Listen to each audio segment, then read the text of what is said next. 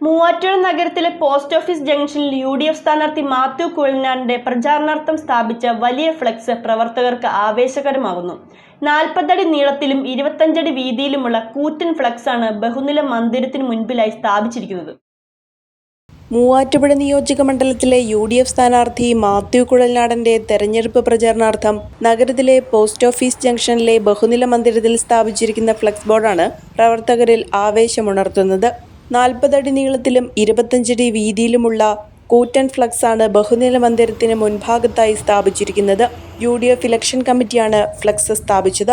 മാത്യു കുഴൽനാടന്റെ വലിയ ചിത്രവും മണ്ഡലത്തിൽ നടപ്പിലാക്കിയ വികസന പ്രവർത്തനങ്ങളും സംസ്ഥാന സർക്കാരിനെതിരെയുള്ള വാചകങ്ങളുമാണ് ഫ്ലക്സിൽ ഉൾക്കൊള്ളിച്ചിരിക്കുന്നത്.